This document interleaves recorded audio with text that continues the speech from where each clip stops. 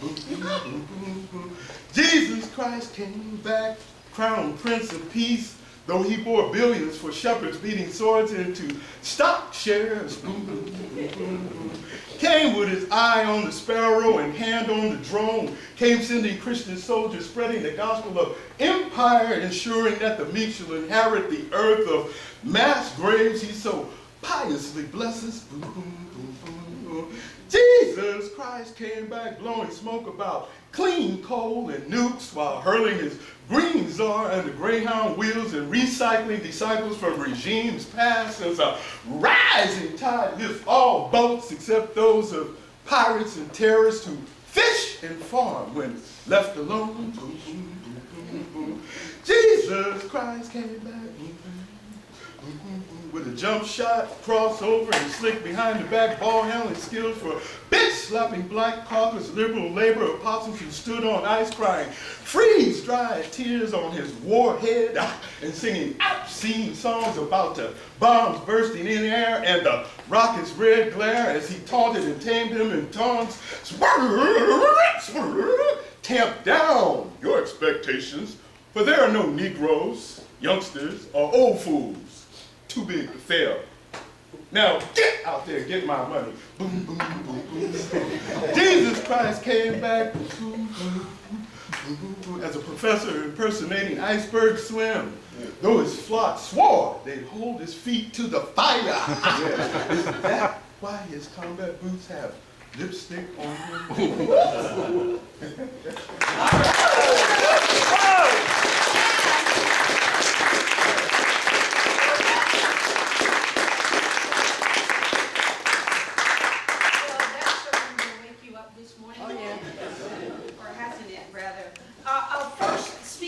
This morning is Dr. Marsha Coleman-Adebayo, who is the author of No Fear, a whistleblower's triumph over corruption and retaliation at the EPA.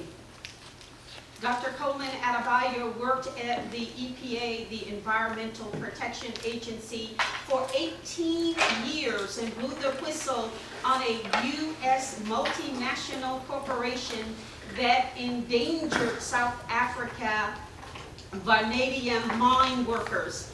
Marshall's successful lawsuit led to the introduction and passage of the first civil rights and whistleblower law of the 21st century, the Notification of Federal Employees Anti-Discrimination and Retaliation Act of 2002, No Fear Act. She is Director of Transparency and Accountability on the Green Shadow Cabinet, served on the advisory board of ExposeFacts.com, and coordinates the DC-based Hands Up Coalition. She is also a columnist for Black Agenda Report. I present to you Dr. Marsha Coleman-Adebayo.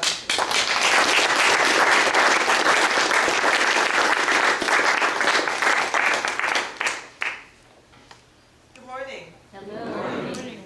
Thank you so much for that wonderful poetry this morning. That was fabulous, fabulous. Tom Hayden, at a recent, let me put this over here, sorry.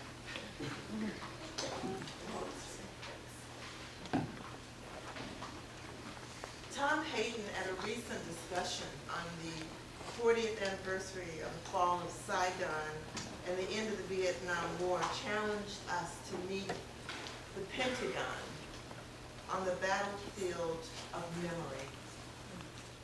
The ruling class and their agents in corporate media and academia have attempted to rewrite the history of U.S. aggression towards peasants and workers in Vietnam.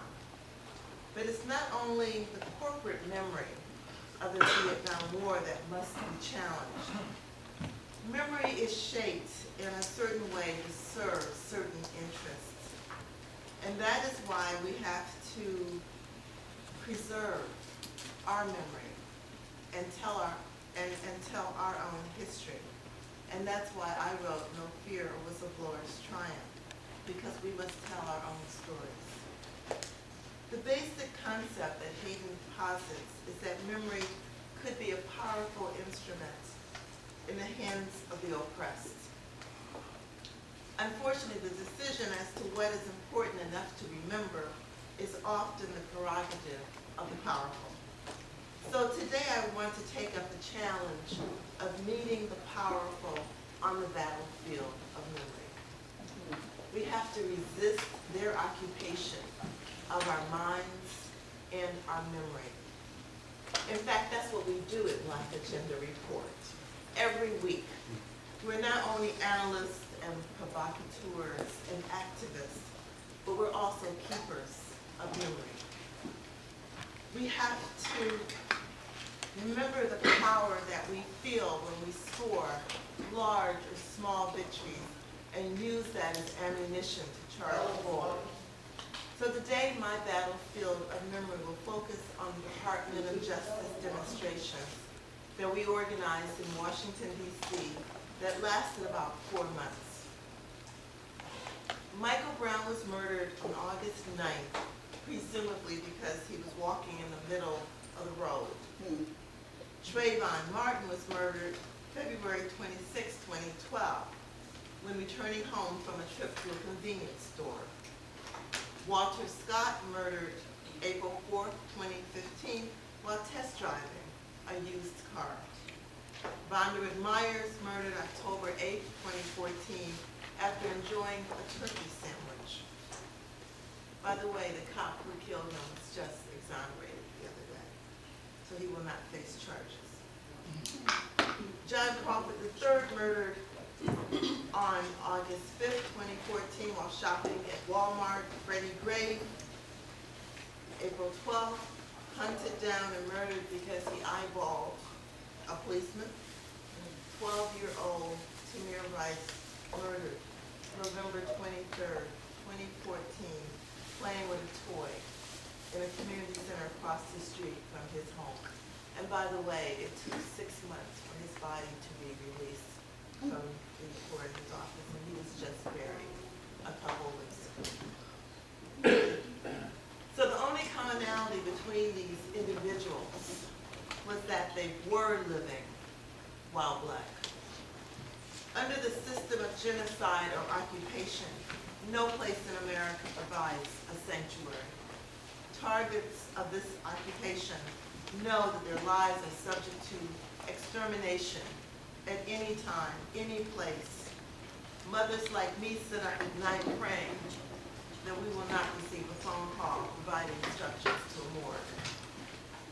And for me, this is not a theoretical issue because my son has been stopped by police over 30 times. These killings, physical intimidation, mass incarceration signify the occupiers' terror campaign against African people, locking us into a persistent and escalating trauma that is a part of the calculus of the U.S. occupation of our community, a space where one knows that one's personal safety is tenuous, that one is not safe at home, at work, shopping, walking, running, or playing. In addition, a carnivorous prison industrial complex and a Justice Department bloated with nearly 1 million bodies that has meticulously impaled Black men, boys, and Black families. So we've arrived at this place in America, in American history, where we don't need to be polite anymore. We don't need to feign ignorance or of the intentional murder of our children and our husbands every 26 hours. These murders are not random, they're predictable. From 1619, the beast has developed an addiction for Black labor and Black blood. The only subjects worthy of debate is how we will fight our way out of this death trap called the United States. In response to the murders of Black folks across the country and a direct call from Ferguson Action after Darren Wilson was exonerated, those of us in the Washington, D.C. area organized the Hands Up Coalition D.C. Our focus became very salient when the Department of Justice tossed the cynical bone of hollow promises that they would investigate the deaths of Trayvon Martin and Michael Brown as civil rights violations. The goal of our actions were very narrow and circumscribed: to force the Department of Justice to release the Brown-Martin reports, either charging or exonerating Zimmerman and Wilson. Make no mistake about this, none of us believed in the Washington, D.C. area that Eric Holder and his gang were going to indict these people, but the families of the victims held the hope that they would see justice in their lifetime. So we decided to work with these families. Not only that, but do you remember Eric Holder holding the hand of Michael Brown's mother? Do you remember that? Looking her directly in the eye and telling her that the Department of Justice was going to make sure that her family saw justice, that they were going to stand with the people of Ferguson. Do you remember that? He went to Ferguson and a big, PR activity around that. So we thought it was important that if he was going to exonerate these people, that he should go back to Ferguson and hold her hand again when he exonerated the murder of her child. Tell her it was a good kill. What the police officer did was appropriate for the occasion. So Holder's breach of promise to the Browns stands alongside the oath he violated every day that passed without his prosecuting the highest public officials who designed, implemented, and managed a systemic regime of torture around the world. The families had a right to know, and the Obama administration had to come clean with its preference for police over black folks. And I provided a chronology of these activities through my writings in Black Agenda Report. So we organized.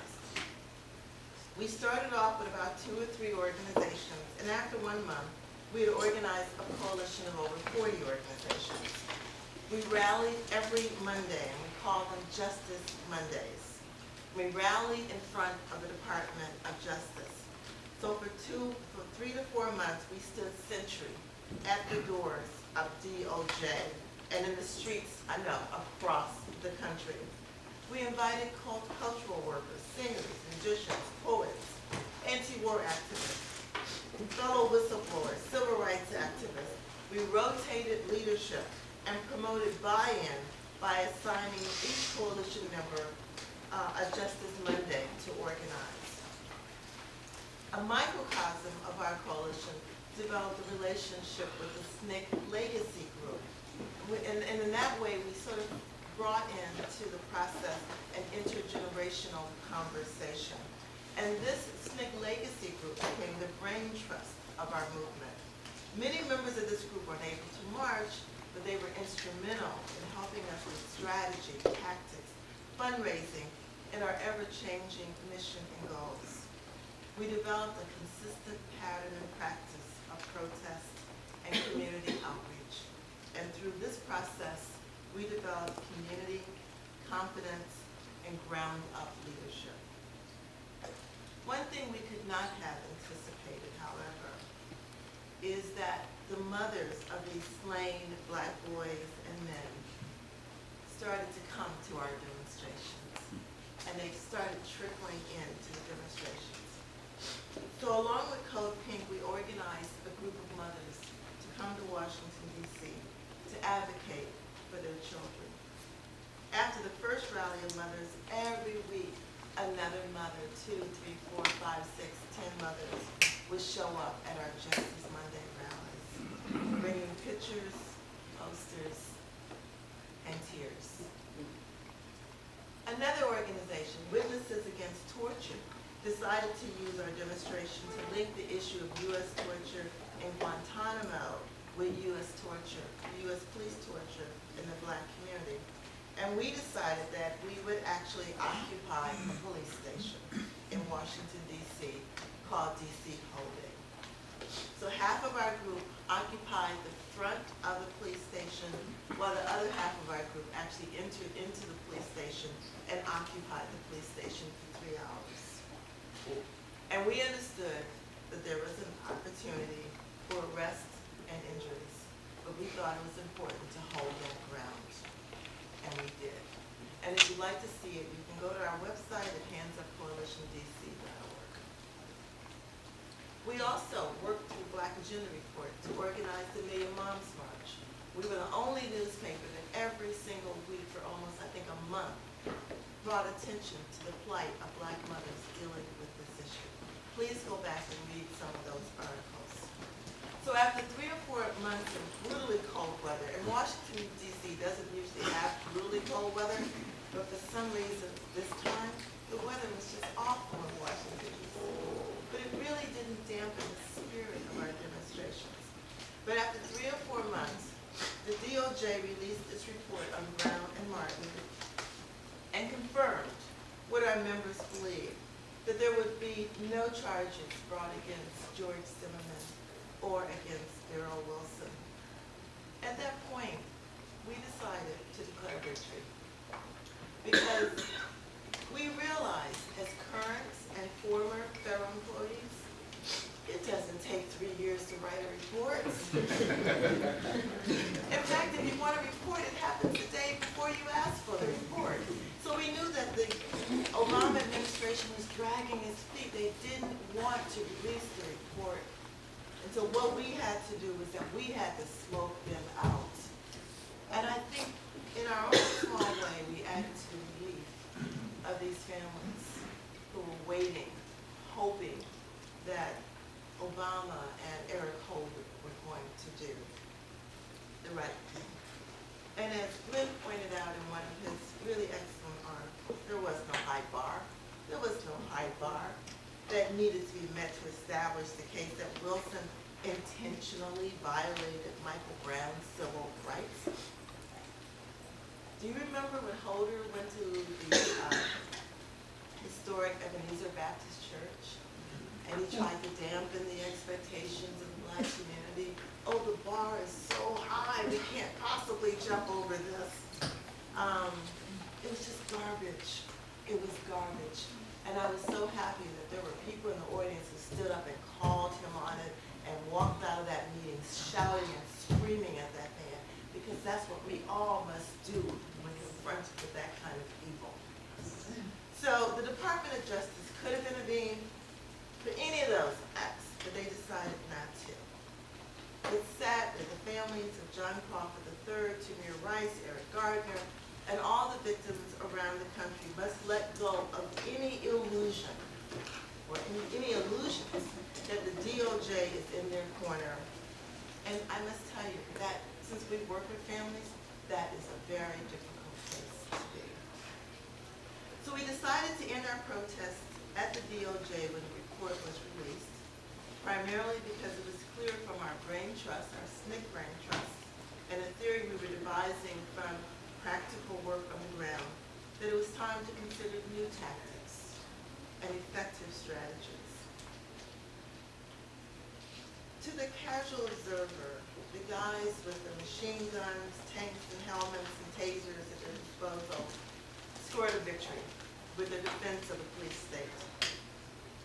They would think they had the better team, the better infrastructure, messaging, and message distribution, with eager partners in the legacy media to drive it home. But a discerning eye sees that in the long arc of justice, that we had also scored victories.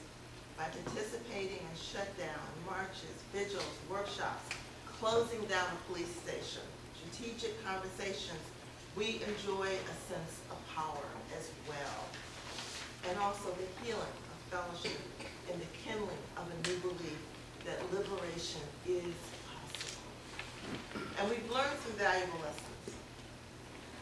We now know, we've demonstrated to these families and to people across the country what to expect from the Obama administration. Nothing. We have demonstrated what to expect from the President's Commission on Policing. Nothing. And we've now seen that the only real policy the government has to offer is waiting us out until the storm blows over. That's it. And if our community can recover from our celebration of celebrity and electing the first Black president, we would have learned some valuable lessons. Our power is our genius. We can change direction. We can decide to take back our neighborhood, control the people who patrol our streets, and redirect our energies from giving our power to political celebrities to redirecting our power to ourselves. As Malcolm X reminds us, he was clearly talking about Martin Luther King, right? When a person places the proper value on freedom, there is nothing under the sun that he will not do to acquire that freedom. Whenever you hear a man saying he wants freedom, then the next breath, he's telling you what he won't do to get it, or what he doesn't believe in doing in order to get it. He doesn't believe in freedom. A man who believes in freedom will do anything under the sun to acquire it and preserve his freedom. You see, that's the power of memory. So if we start to believe, like James Baldwin, that the impossible is the least that we can demand, then what part of bringing about the impossible are we not willing to do? Thank you.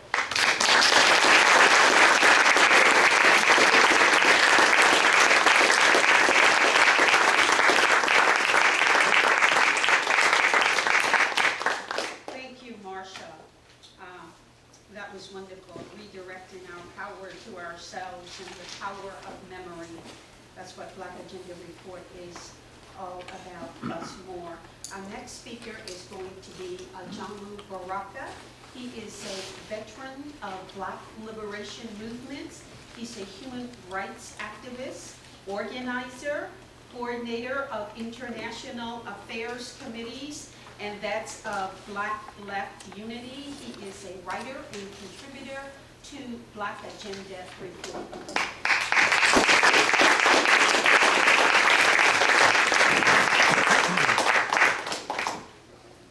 Thank you, Nellie. Thank you, Black Agenda Report, for allowing me to be a part of this experience today. I'm really happy to be here. I had a chance, this is my first chance to be with my colleagues and friends at BAR. I live outside the country and have missed the last few gatherings, so I'm really happy to be here and to be part of this very important conversation. In my few minutes, I'm going to talk about how we should go forward, but in order to go forward, of course, we have to look back in order to come to the present before we go to the future. For me, I look at three broad areas we have to consider when we talk about a post-Obama politics. One is the ideological and theoretical. Secondly, the programmatic. And thirdly, looking at the forms of organization.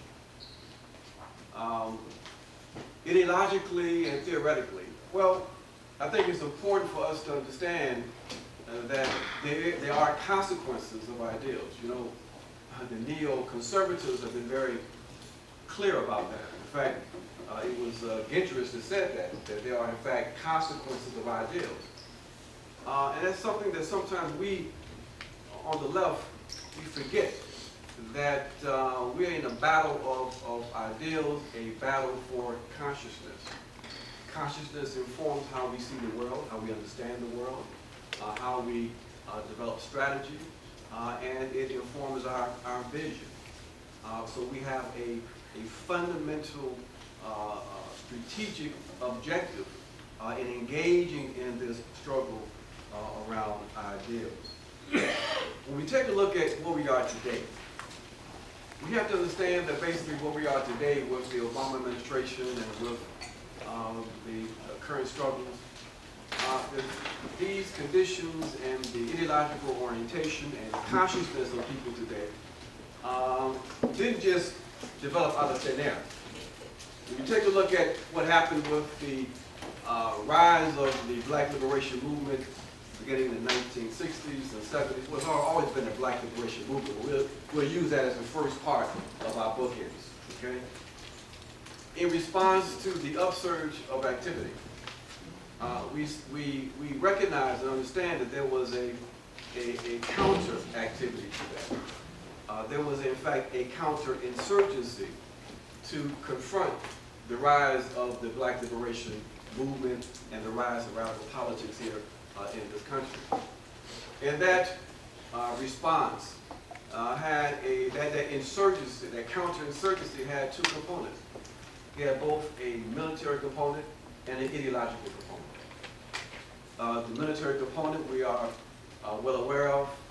We know that the U.S. state engaged in repressive activities, targeted assassinations, military assaults, and we know what the consequence of that was for our movement. We have still people who are in prison as a consequence of that. We have people who were assassinated. We have people who were basically run out of the country as a consequence of this low-intensity warfare waged against our movement and the white radical movement also. The more, let's say more important, but just as important, maybe in some cases more important, component of that response was the ideological one. And that is that as part of the general counterinsurgency motion, there was a conscious effort, in my opinion, on the part of the state to ensure that there would not be the reemergence of another generation of opposition that we saw in those decades. There was a conscious decision to try to shape consciousness. That it was a conscious decision to try to Americanize, if you will, quote unquote, to Americanize the black person, to create an American, to create an American national identity, to create identification emotionally and psychologically with the American state and the so-called American experience. And we saw that when I was out the country again in the 70s. I came back in the late 70s and went to my elementary school. I couldn't believe what I saw, on the posters and all the flags and stuff, and all these pro-American messages. That wasn't something, this is a black school in the south side of Chicago. We had relative autonomy, okay? But there was a conscious decision to flood our community and flood our educational institutions with these kinds of pro-American messages. We know that we had forced busing. Some people saw that and it was framed as something that was progressive. I saw it as something that was relatively backward, understood the sentiment. Well, part of what that was, it was the Negro version, if you will, of the indigenous, the program identified and targeted indigenous people to eliminate the Native American, to eliminate the indigenous consciousness, the boarding school processes. It was part of erasing the indigenous. This was the program, I believe, that was being directed toward the African in this country, to basically erase African consciousness as part of the counterinsurgency process. Other things happened, of course. You had the expansion of the black middle class. You had the physical separation of black middle class from the urban areas, so forth and so on.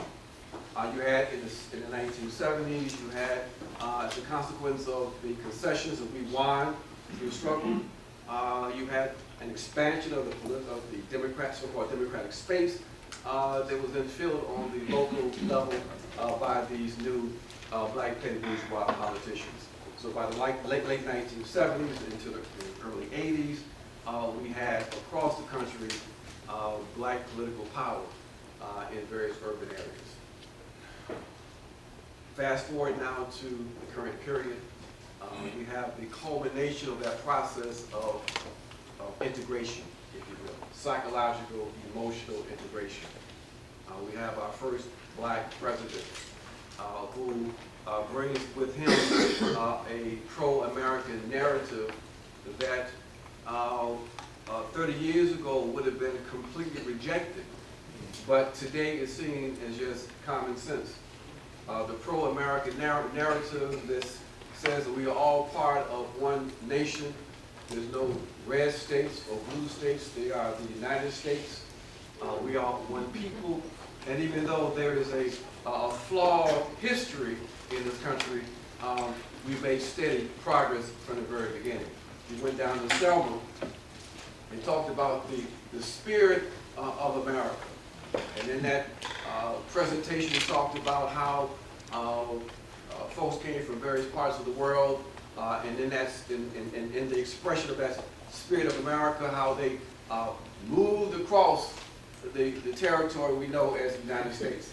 That was a reflection of that spirit of America. We forgot to mention that process involved systematic genocide, murder, rape, but that is an important part of his narrative. But that was something people seemed to embrace, and people talked about how moved they were by that presentation in Selma. But that's only a reflection of the kind of shift in consciousness that we see here in this country, and in particular among African people, because we have not been able to fully engage in that battle of ideals. But now we have some openings, I believe. We've had our first experience.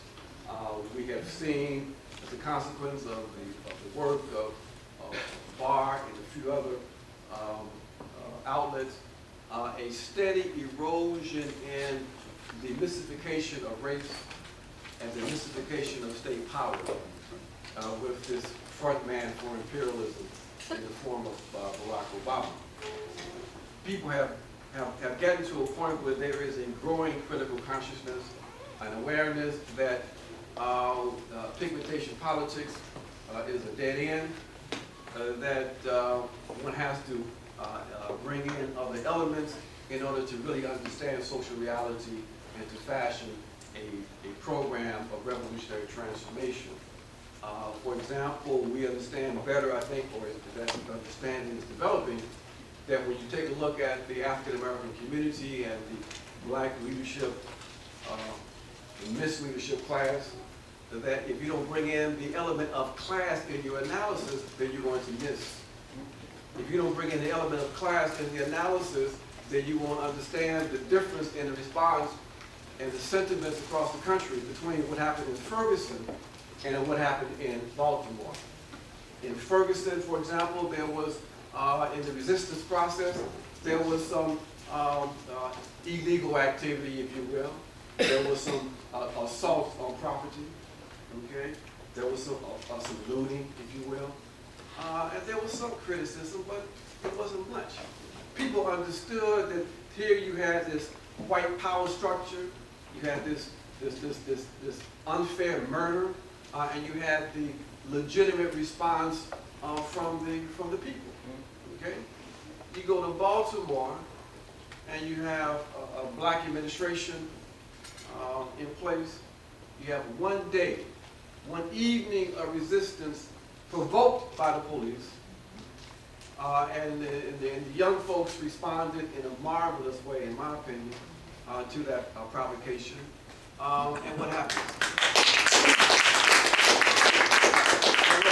They become thugs and criminals, and the city is militarized. And across the country, they are condemned.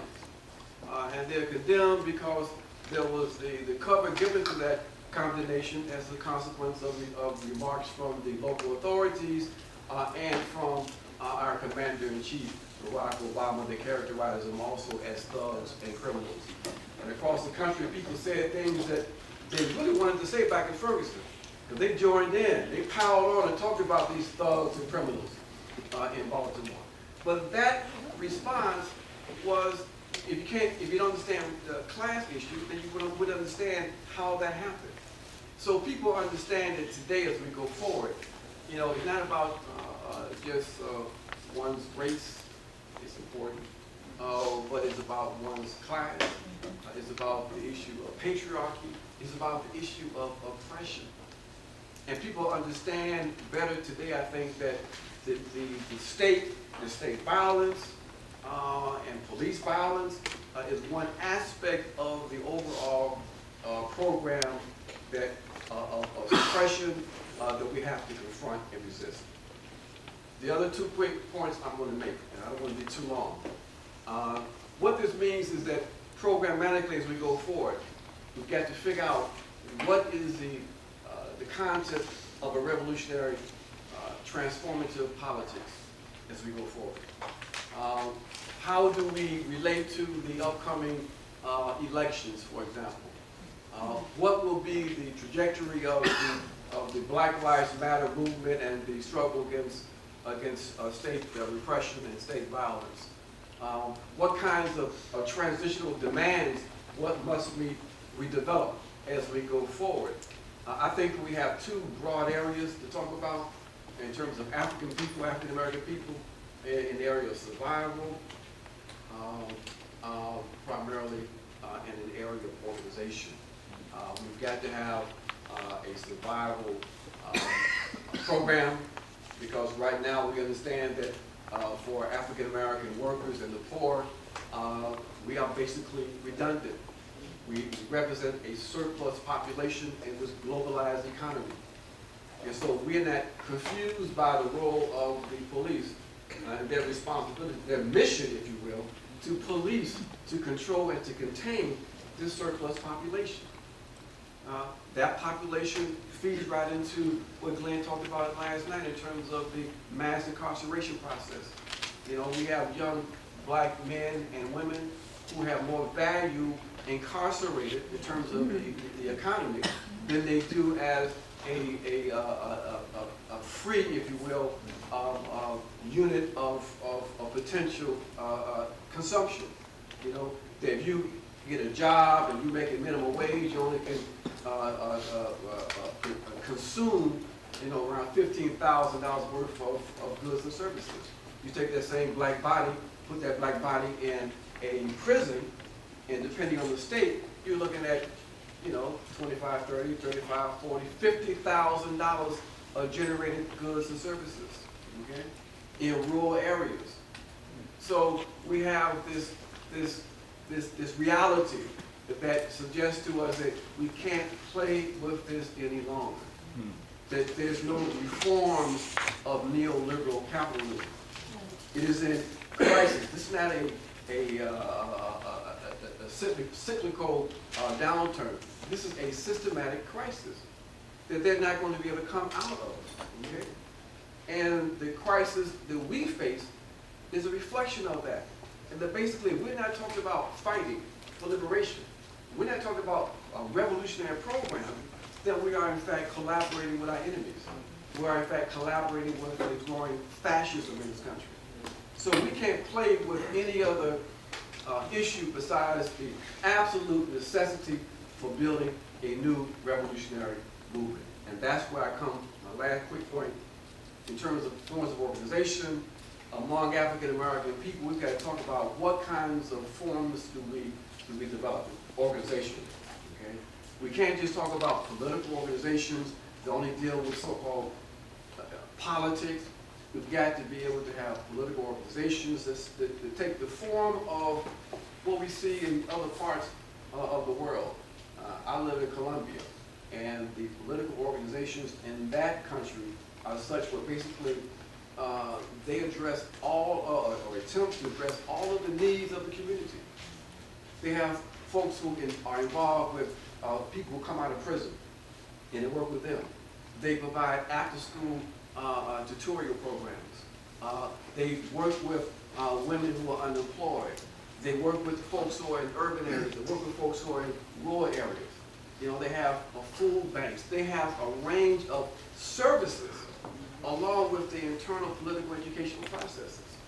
You know, so we've got to have organizations grounded in communities that have a multitude of functions, but with a clear political character and direction. And that's where we need to go as we go forward.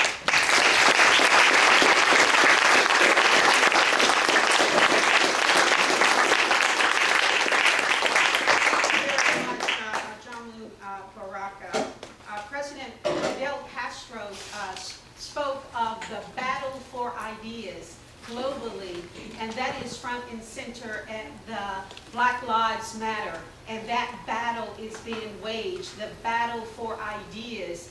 Will it be Sharpton?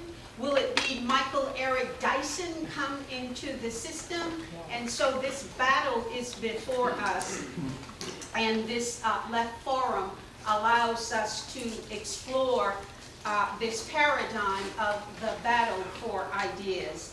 Our next speaker is going to be Margaret Kimberly. She is the senior columnist for Black Agenda Report. She is a New York-based writer and activist for peace and justice issues. She has been a columnist for years with BAR. As a matter of fact, it was Margaret Kimberly, along with Bruce Dixon and Glen who left the Black Commentator to form Black Agenda Report, and that was in 2006. Margaret writes the popular column Freedom Writer, and if you know anything about her work, then you know that she comes out with guns blazing, speaking metaphorically, every week. I present to you Margaret Kimberly.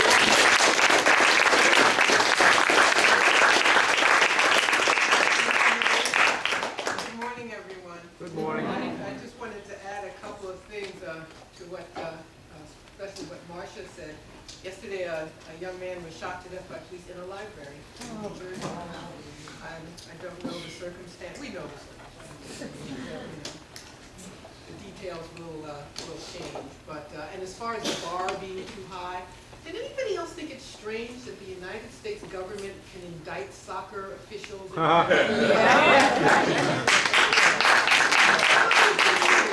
thought I was confused. I said, well, it looks like the U.S. indicted these people, but arrested them in Switzerland. I said, no, I must have got this wrong. Let me read it again. So just keep those things in mind the next time somebody tells you about a bar being too high. I hope there's some good investigative reporting about that whole episode. But anyway, on to liberation politics in the post-Obama world. You know, we must always be in liberation mode, no matter who manages to sit on top of the greasy pole of American politics, otherwise known as winning the presidency. That's true for the next 2 years while Obama is in office, and it will be true after January 2017. Liberation is life itself, and right now our very lives are in jeopardy. Anti-black racism, always a motivating force in American policy and decision-making, has made this country the world's biggest jailer, gives the police a license to kill over 1,000 people every year. American imperialism abroad gives our government license to kill people all over the world. And if unchecked, the economic system will destroy the entire planet. The election of Obama presented some special problems for the struggle. People who were otherwise progressive or leftist suddenly found it difficult, if not impossible, to speak against a man who behaved in ways that were antithetical to what they claimed to believe. People who marched against the invasion of Iraq suddenly closed up shop. And those individuals should answer for themselves, but I'm not sure they were ever focused on liberation in the first place. In our current issue of Black Agenda Report, we have a great column by Solomon Kamizion. Solomon writes about the difference between liberals and revolutionary people. We don't have enough revolutionaries. We have people who want to nibble around the edges of the political and the economic system. They want to reform here and reform there, but they aren't about real change. They think it's okay if Obama enacts regime change because he is a Democrat and because he doesn't send, and I hate this phrase, boots on the ground. Paying jihadists to overthrow Gaddafi in Libya was okay because A, Obama was the one in charge of the carnage, and B, because he has a D and not an R behind his name. We won't have liberation with reform or Democratic presidents making more instead of Republicans. We have to believe, and indeed we have to know in the depths of our being that change is an imperative. It is vital because the empire is failing, even as it exacts damage to humanity. On the one hand, it's a very good thing that it's failing. The world will be a better place if the United States has to stop and think twice before it starts wars in Ukraine or Syria or Somalia. On the other hand, we have a country full of people who will suffer personally, terribly, when the house of cards falls. So what do we liberators and revolutionaries do then? And I'd say we just have to fight for those people and for all of us right now. We have to tell the truth and point out that the system doesn't work now and will only get worse. Instead of thinking that this or that Democratic candidate will save us, we must jettison the whole project because it's doing its best to get rid of us. That is quite literally true here in New York City, where gentrification is chasing black people and all working people out of town. Black people are first on the eviction list, with a 5% drop in the black population from 2000 to 2010. Neighborhoods once scorned as ghetto and poverty-stricken have now been declared hot and prime real estate because the ruling classes have decided to expand their reach further and further. That doesn't change if Democrats are in office. It won't change if black people make better use of their so-called buying power. We cannot thrive in this society in its current state as it grows more and more voracious. We were always in a precarious state, and it's very clear right now. We're having some important debates about the 2016 election and whom we should support and why. That's an important conversation, surely, but I hope it goes in a different direction than it has in the past. Is Bernie Sanders better than Hillary Clinton? A little, but he's already said he would support the Democratic nominee, even if it's someone other than himself. Perhaps it's time to de-emphasize elections altogether, which are used as a means of making us believe we have true democracy, and that process silences us. Election fixations propagandize us in certain ways, such as raising the specter of victory from a party we don't like in favor of one we dislike anyway, but less so. We are guilt-tripped and reminded that people died so that we might have the right to vote. I would say that people fought and died for true democracy, for equality, and for all of our citizenship rights. I don't think they died so that we could vote for Bernie Sanders, who will eventually corral us into voting for Hillary Clinton. But that's not liberation, that's just falling for nonsense. The struggle for liberation begins with an acknowledgement that we do in fact need to be liberated. We are constantly told that we live in a free country, but we must call out the lie that it is. We are at risk of police violence, displacement from our communities, unemployment, and increased brutality from a system which doesn't need our labor anymore. Recently, people in Baltimore rose up in anger when a man named Freddie Gray died in police custody. Not only was Mr. Gray as unfree as everyone else and paid the ultimate price, but he lived in a city which has been brought low by the neoliberal project. Baltimore is a diminished place. I don't mean to demean Baltimore, it's a lovely town. But it's a place where people used to have jobs, but that's some decades ago. It was once an industrialized city, but it was destroyed, like many others, when capital was sent to other places and there was no use for people who once had jobs there. Liberated people know why they are in their condition and who put them there. They know that they aren't middle class, a useless term meant to make poor people think of themselves as something else and negate all class consciousness. They know they are workers, and that if they see themselves as anything other than that, they can be fooled by politicians, and they can be fooled into supporting policies that work against them. But all of this is difficult to do in a country which has the most efficient propaganda machine ever created, even as it constantly claims to be the freest and most democratic. Americans are always told they live in a rich country. There's surely a lot of rich people in the U.S., and the Treasury has quadrillions of dollars, but Americans are frankly poor and loath to think of themselves that way. We all remember during the 2012 election when Mitt Romney made his comments about the 47% of Americans who pay no income tax. Of course, that means that nearly half of Americans are poor. But in typical fashion, people defended their grandparents getting Social Security or something like that, and that's okay. But these huge numbers mean something very serious. People with no savings, nothing but Social Security, no cushion for unemployment, and yet we persist in calling this a rich country. We have to start saying this nation ranks very low in doing anything positive. We go into debt to get university educations and hope to get a little bit above those who don't have degrees. manufacturing that once gave American workers a living wage was sent abroad. I can remember when General Motors was the country's largest employer, but now it's Walmart. We lead in incarceration and dollars spent on war and nothing else.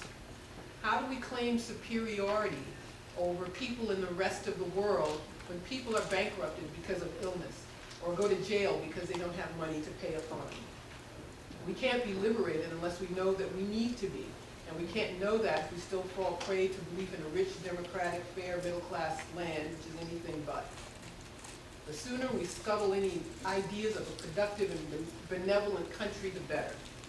I was recently thinking about this when I read one of the common screeds in corporate media against Russia, which went on and on and on about how horrible it was and how horrible Putin was. And I wondered, well, how does life in Russia compare to life here? I know they have a national health care system, so nobody goes broke because they get sick. I know Russia didn't invade Iraq and kill 1 million people. I don't know if Russian police routinely kill people and aren't charged for it, but I'm sure if that happened, the media would eagerly tell us. They haven't backed jihadists to destroy Libya or Syria, so who says they're terrible and we're so wonderful?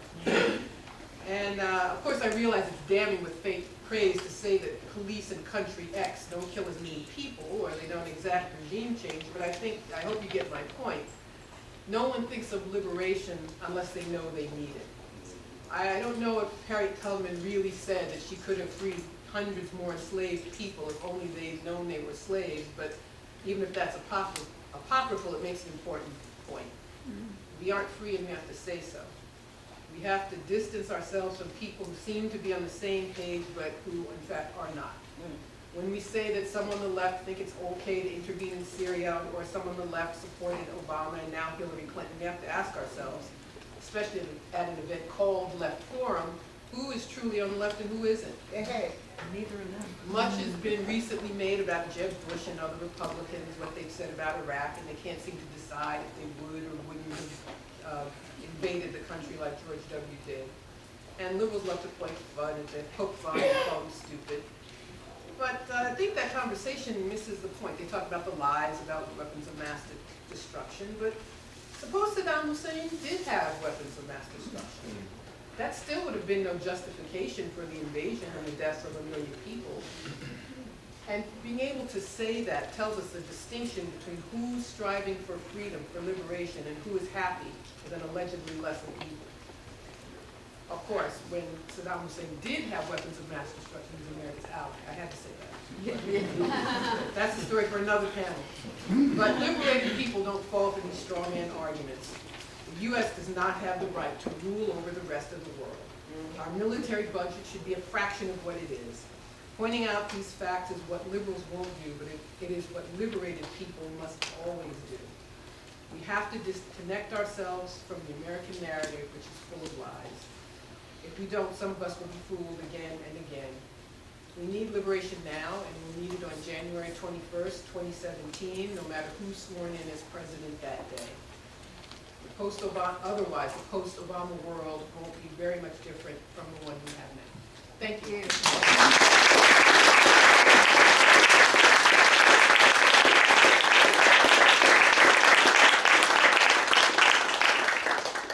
Thank you, Margaret. I would encourage everyone here to read her column, her weekly column, Freedom Writer. But then I would encourage everybody here to subscribe to BAR, Black Agenda Report. Go online. Show us your support. We really need it. Again, thank you, Margaret. And speaking of weapons of mass destruction, why is it that we never hear about Israel's weapons of mass destruction? Why is that? That is the sort of news that you won't get in the corporate media, but you will find it in Black Agenda Report. Our next speaker is going to be Bruce Dixon. He is the managing editor of Black Agenda Report. He is also a habitual troublemaker and an incorrigible activist. Bruce Dixon has been comforting the afflicted and afflicting the comfortable since 1968. I could go on and on and on, but as the incorrigible activist that he is, he created quite a stir with his recent article that accused Bernie Sanders of sheep herding for the Democratic Party.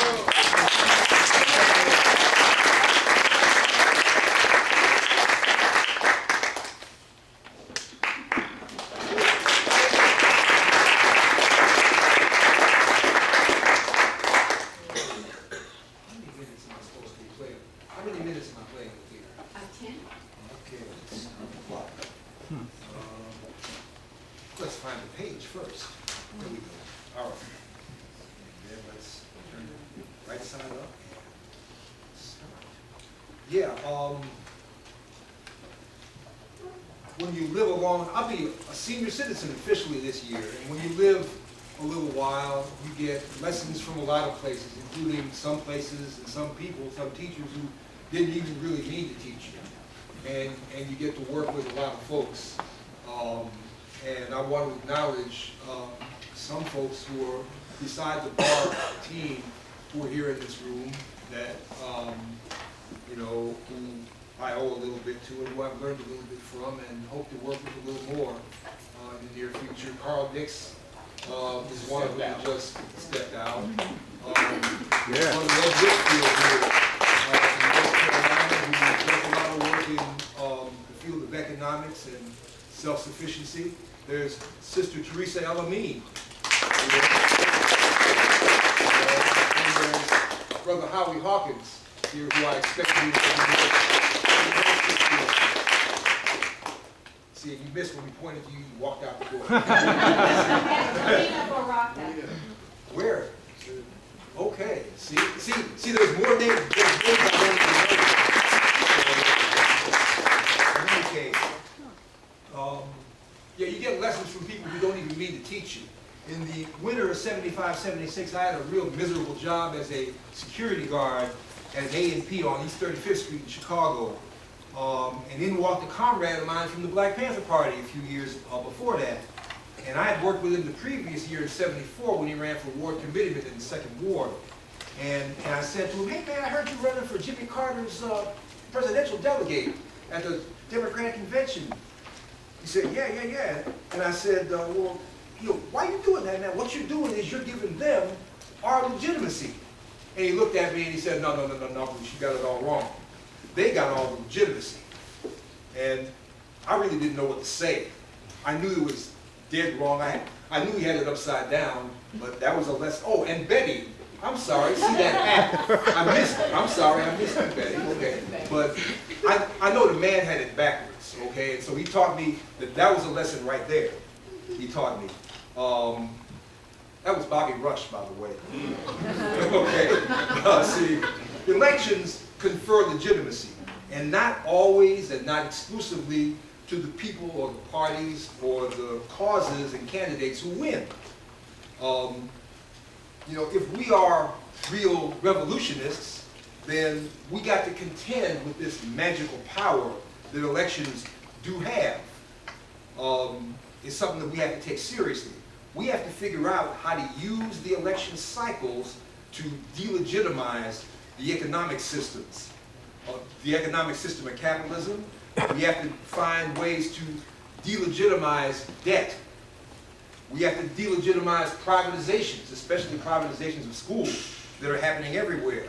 We've got to find ways to use the elections to delegitimize militarism and war, and to discredit our black political class, our black misleadership class. And we especially have to figure out ways to use the electoral politics to discredit and disarm and delegitimize corporate rule and the machinery of what Glen calls the black mass incarceration state and policing. Ultimately, as I also heard him say last night, our job is not to prepare for the inevitable crises of capitalism, but to be able to provoke some of them, at times to our advantages, and on terms that we want. We're not in the, and to do this electoral politics is one more tool in the toolbox. So that being the case, for the next 16 months, right now is, I guess tomorrow is June 1st. The presidential elections are July, August, September, October, November. Okay, so the elections are 17 months out. So there's a 17-month project here that I'm going to challenge you with. And that 17-month project is to, and we're always told that people died for your right to vote. I'm with Margaret here. People died for their rights to make a living and their rights to live as human beings. And, you know, if a vote is part of that, then it's part of it. But what we're going to be going out here for is we're going to be making the ballot actually available to a lot of people. I live in Georgia. Ed over there lives in North Carolina, don't you? Now, I'm in the Green Party. I'm on the state committee of the Green Party in Georgia. But if you want to run as a Green in Georgia, there's no ballot line.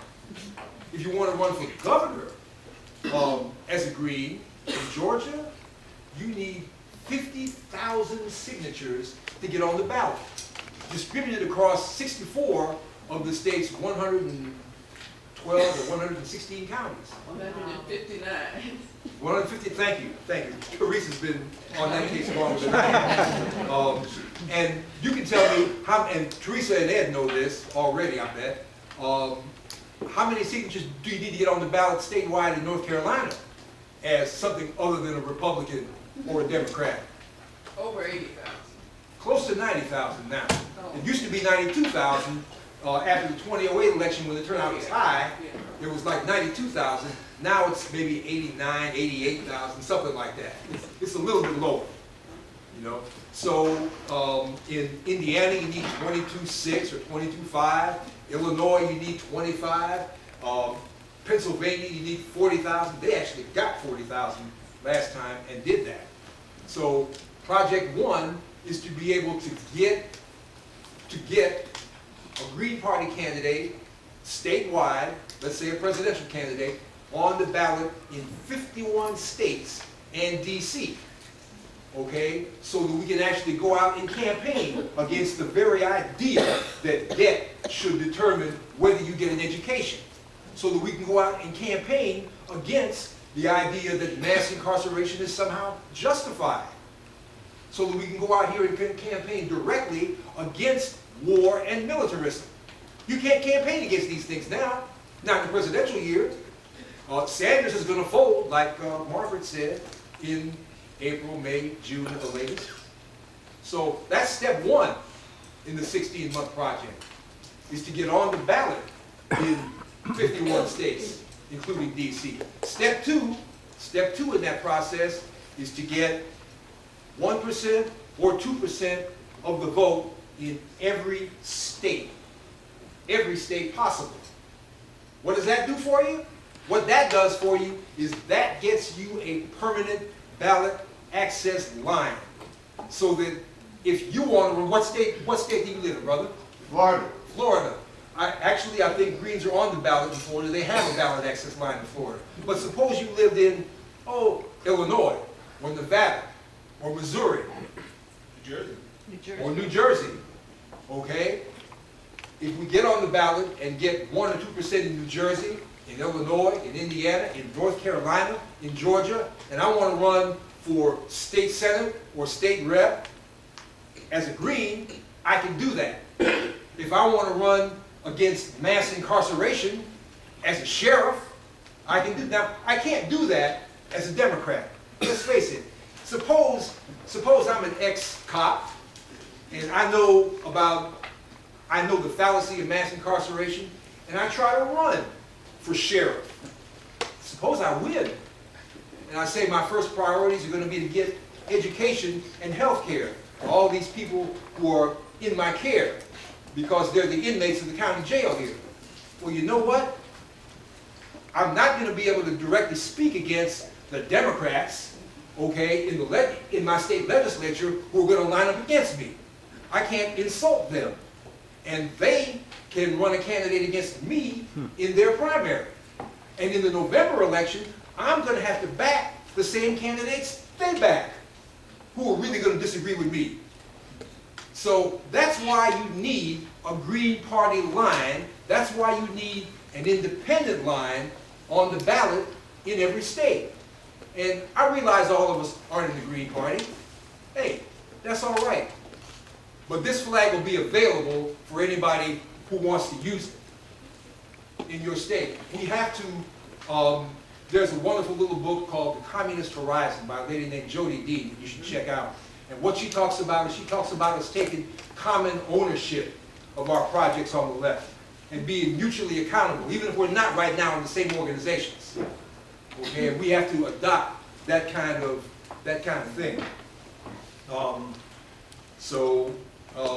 The most subversive thing about 2011's Occupy movement was that in every state and every city in the Union, you were able for a moment to find the people who thought of themselves as part of the movement. So folks were able to come out of their house and connect, like that. That's why that had to be stomped. Okay? That had to be stopped. So now you can't gather in a public park. Well, I wonder what they're going to say. I wonder what they're going to do if we fulfill the requirements for ballot access in every state. Let's see how they deal with that. Let's see. Howie Hawkins out there on the street in front of this building last night, I got, 8 seconds? No, I'm over. So I can't say that. That's it. I'm 59 seconds over, so thank you. Thank you.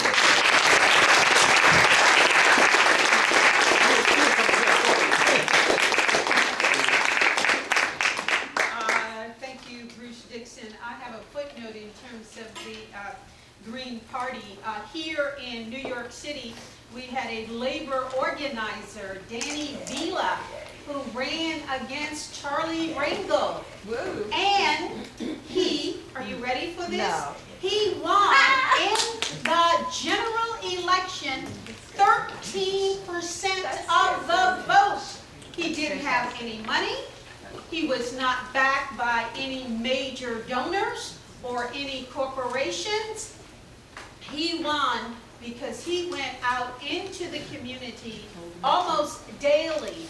He did not have any money. So when we look at alternative politics, I mean, when you look at getting out of the Democratic Party, and as Glen said last night, before this audience, you know we're not talking about the Republican Party. then Bruce's comments are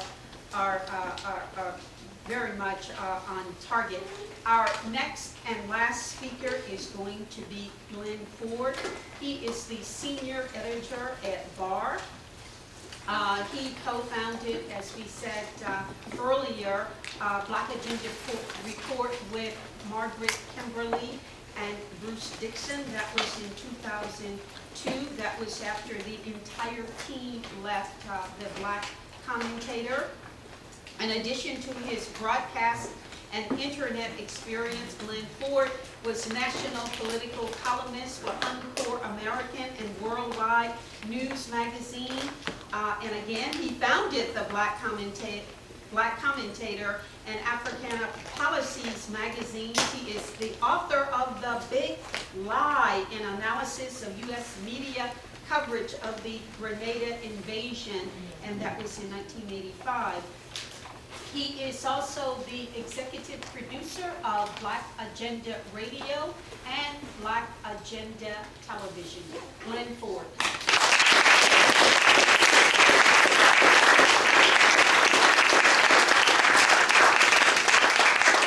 Good morning. Good morning. Power to the people. Power to the people. I think the theme of our discussion, which is liberation, politics in the post-Obama world, is already operative, at least in terms of the post-Obama part of that. Because in some respects, we've already entered a post-Obama political period. The first reason is obvious, that's he's a lame duck. Although Obama is putting together $500 million for his presidential library, and it's going to be in 3 places. One part in New York City, one in Chicago, and one in Hawaii. And he's going to be handing out all kinds of political patronage from the corporations that are going to give him this $500 million for his presidential library. So we'll be hearing from Obama for years to come. But the clock on his presidency is ticking down. And there's not enough time left for his apologists to claim that the real Obama, you know, that pro-black Obama, progressive Obama, the one they made up Obama. There's no time for that Obama to magically appear. And that makes his defenders and his apologists very nervous. You see, the clock is ticking out on them too. He is the same right of center, corporate, warmongering politician that we at Black Agenda Report described him as being in 2007. And it was a very lonely time. Now, as he moves towards his exit, the onus for his presidency falls on those who heralded his arrival as the beginning of a new era. Black office holders, and especially the Congressional Black Caucus, must be made to explain as the clock winds down why they effectively neutered themselves while black people were suffering the most catastrophic economic loss in generations, all for the sake of not embarrassing the first black president. The neutralization of that, the elected component of this black political class was absolutely unprecedented. They were totally irrelevant even to the bourgeois politics that they practice. In less than 2 years, Obama will be gone, and he'll be very rich, and they're going to have to answer. I'm talking about the black office holders. They're going to have to answer for the squalor that his pro-bank and his austerity policies have wrought in black America, and we must make them answer for it. With Obama gone, black folks will have to stop imagining that they are better off than they ever have been, while the opposite is true. Black folks really did imagine that their condition had improved. This is remarkable, that their condition had improved after the Great Recession, damn near depression of 2008, in which we were wiped out and our household wealth was knocked down to 1/20th of median white household wealth. And yet, survey after survey, starting with the Pew survey, showed that black people were more optimistic about the economy in general and their own personal fortunes and prospects than anybody else in the country, while we were devastated more than anybody else in the country. And the only reason, the only possibility, the only factor that could account for that is that people still felt so warm and glowy because of the fact that they were in the White House. I think we can say with confidence that that weird mass psychological effect is surely dissolving as Obama gets closer to the door. And at some point, it goes poof, and at that point, there becomes hell to pay, all of the pent-up realization of misery. With the end of this presidency, something we might call the Great Illusion, Black America will have to face the facts of their impoverishment, and it is the black political class that will be found wanting. These 6 years with Obama have proven the political bankruptcy of the black misleadership class, which always preached to us that progress for the race could be measured by counting the number of black faces in high places. That's how we figured out how far we had come in the continuum to wherever they think we were supposed to be going.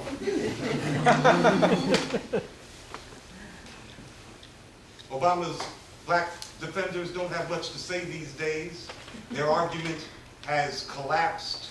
They can't even defend themselves, and they can't even make a case why they should continue to occupy their own high places. So the age of Obama, which threatened to eradicate the black left, and it did feel like that. It felt like that in 2007 and 2008. The black left seemed to go poof. People that we trusted and called comrades for 20 years all of a sudden repudiated themselves. Not just you, they repudiated themselves and became Obamites. I think that the failures of Obama are nothing compared to the challenge that is posed by this new movement that we see emerging, which really doesn't have a proper name yet. Black Lives Matter is a feel-good name, but it doesn't describe where that movement is going. And there's a real reason, because folks don't quite know where it's going. But we know that it is in confrontation with the police. In the 10 months since Michael Brown was killed, young black people have derided and they have defied openly the black misleaders. And that's from Obama himself to his pit bull, Al Sharpton, to the collaborationist preachers and the black civic organizations. That is a black internal rebellion that is necessary if this new movement is to take hold.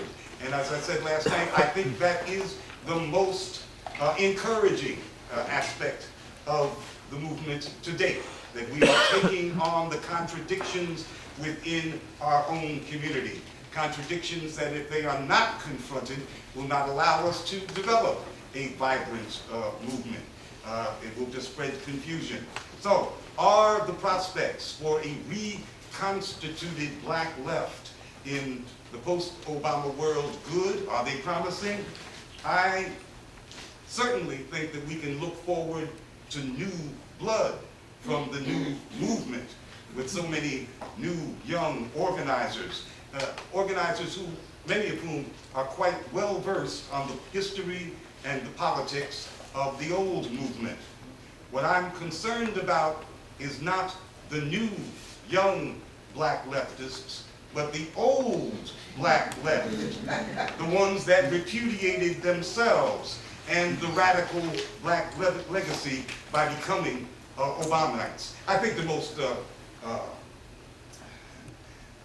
best example of that old black left and self-repudiation and repudiation of the black radical legacy is actually Angela Davis, one of our There who it said is. that we were so fortunate to have, as a president of the United States, a person who identifies with the black radical tradition. Angela said that. Wow. We did go insane. It wasn't just the black folks that thought they were better off when the Depression hit. It was many of the people that we considered to be icons. And so I'm not worried about the young people. It's these old, this residue. That bothers me.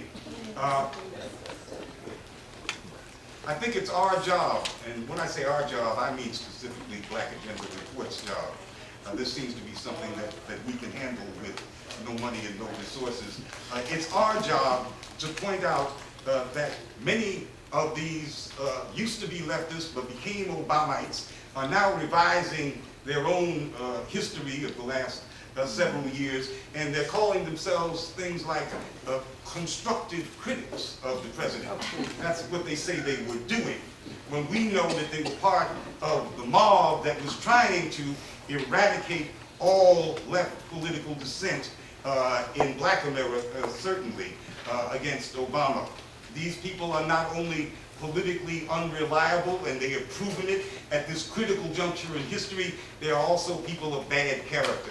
And you can't trust people of bad character no matter what part of history you're in. They're not to be trusted, they're not to be recognized, as legitimate black leftists unless they repent. Or,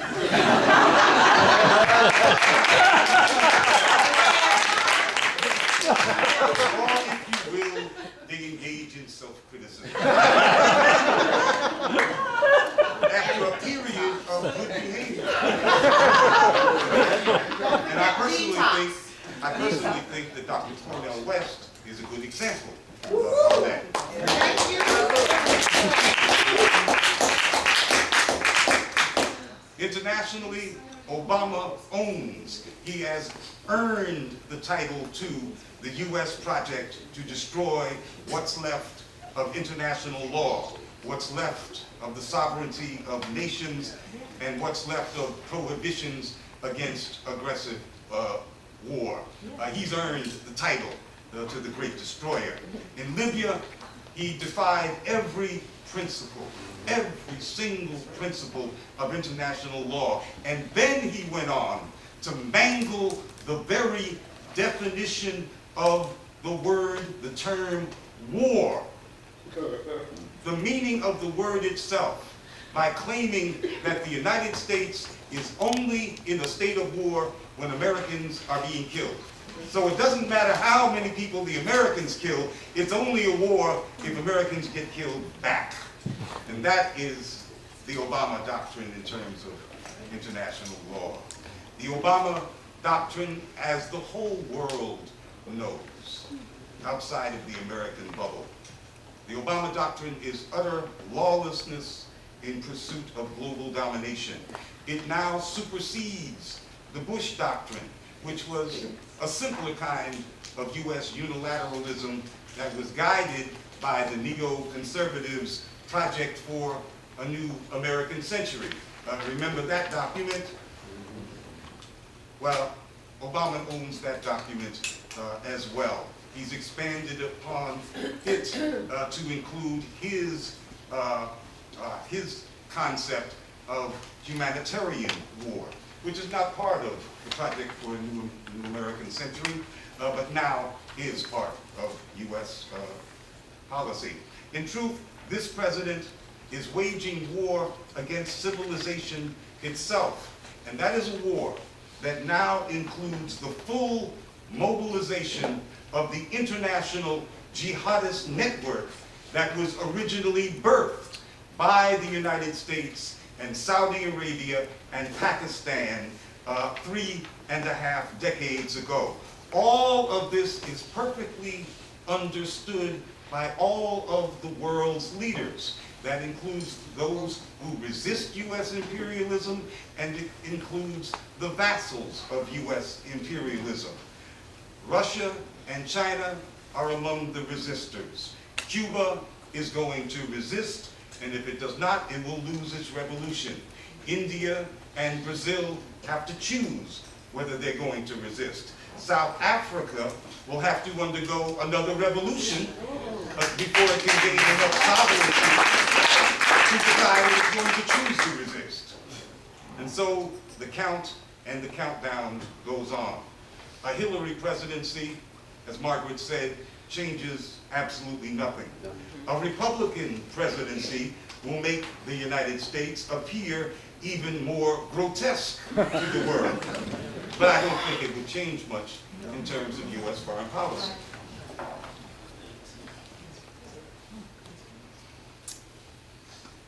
And I think one of the reasons that we can say that with assurance is that that the Republicans won't change Obama's policy is because Obama didn't change Republicans.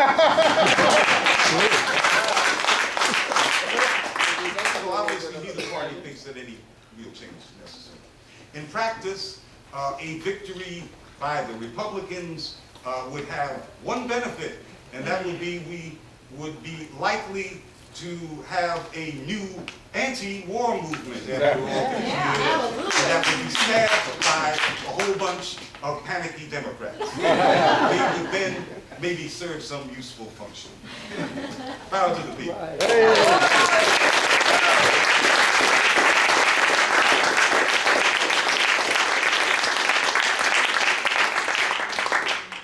Thank you, Glenn Ford. We're going to open the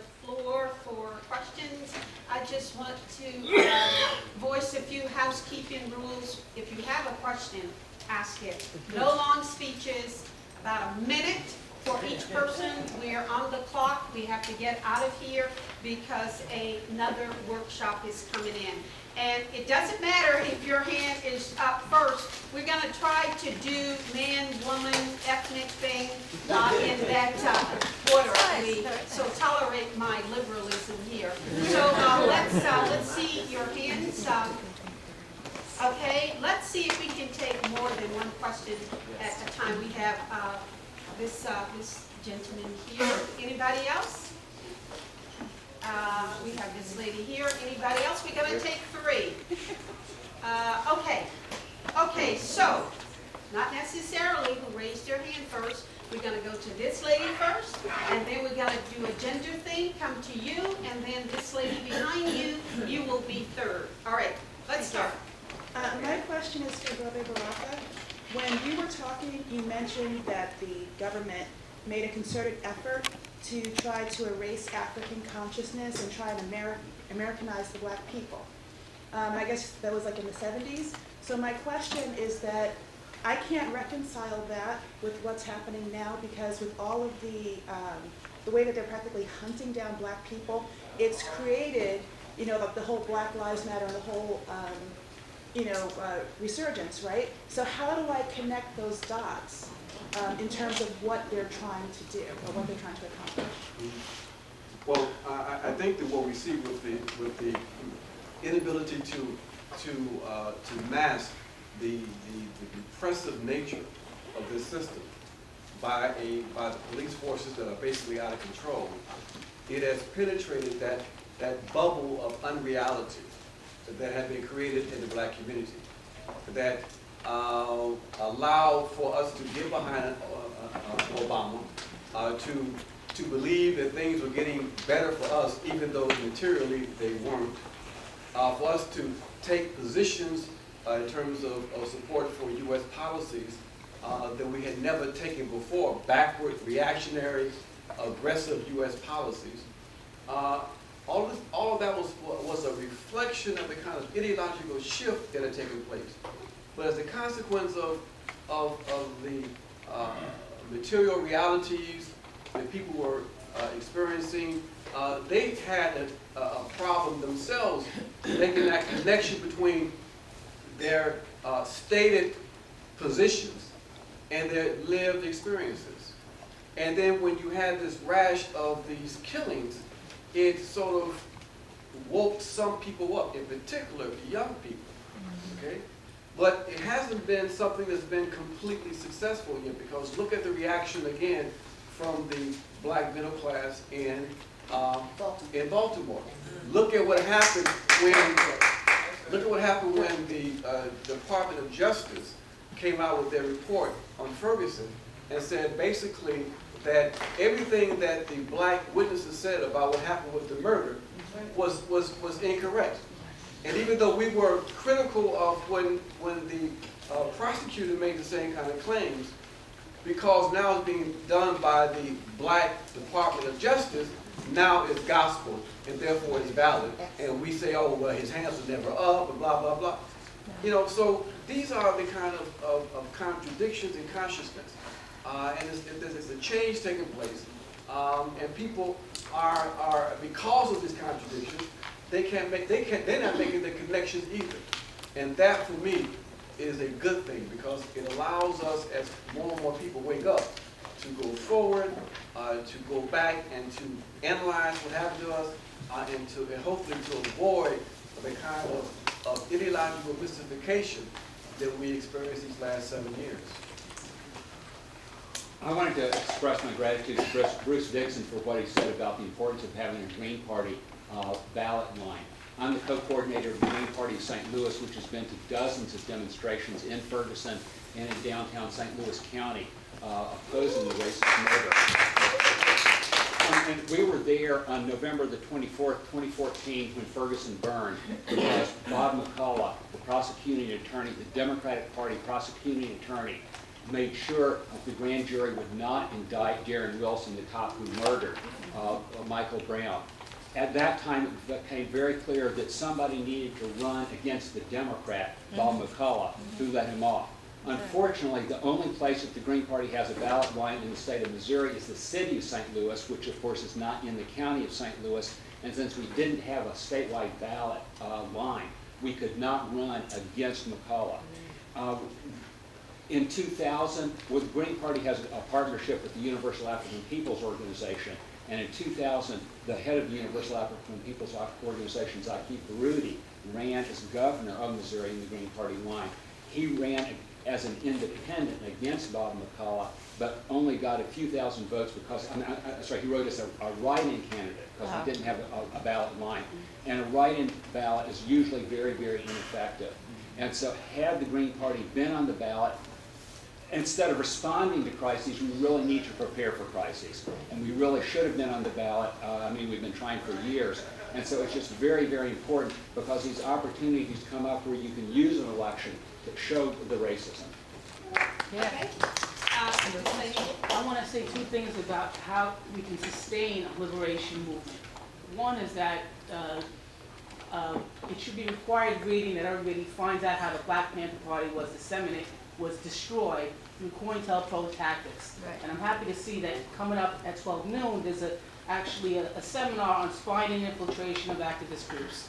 You got to learn about COINTELPRO, and apparently this session is going to talk about current COINTELPRO tactics. So every movement that wants to be successful has to figure out how we can protect ourselves from that. My second suggestion is that any liberation movement not tie itself to the climate change movement for three reasons. And I know this is controversial. One, for strategy. Real people, working and poor people, don't give a shit and don't think that climate change is a real risk, and I agree with them. The second is, I don't think it's scientifically based. And it's disingenuous when you realize that 20% of the population lives without electricity. You don't have refrigeration of food or medicine, lives without electricity. So people who talk about a speculative future harm of climate change without addressing the fact that 20% of the world today needs the cheapest energy now, right, not green energy. Right. And that's why I suggest that these movements not be tied together. It actually could be a litmus test. If you're a part of climate change, you're not legitimate or genuine. Okay. Other hands? Right here. Oh, I'm totally blind, but. Right here. Right here. Okay, Two right there. just ask. Yes, okay. My name is Alejandrina, they call me Ali, and I'm part of the South Mass Incarceration. I'm one of the co-founders is here, Carl Dix, and it was formed with Cornell West. I just passed this petition asking to drop the charges on the people here in New York. 42 people were arrested on 8/14, and that was a call made by Carl Dix and Cornell West, and also on April 29.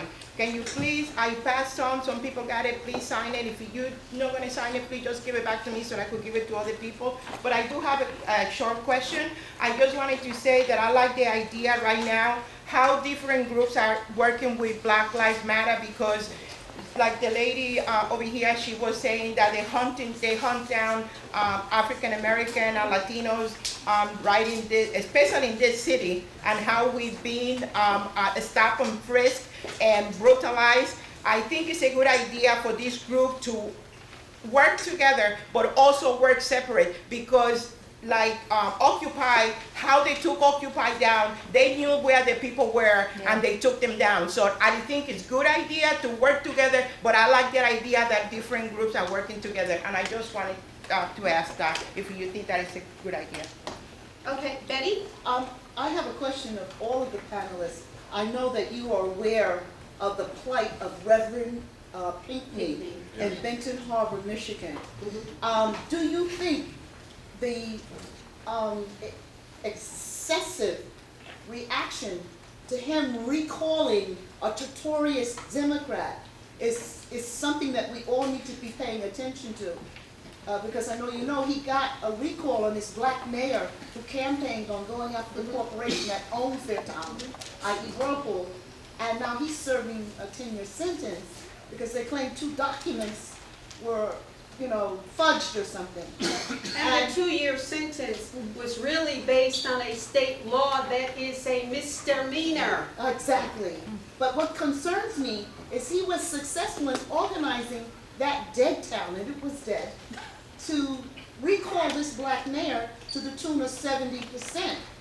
And as we get these, as you call them, notorious black class that promises us one thing and does another, that's one of the weapons we can educate people to use. I think what happened to Pinckney is a message from our dear Democratic Party, and I wonder what you guys think about that. Do you think it's significant? Well, just very briefly, Reverend Pinckney's plight points up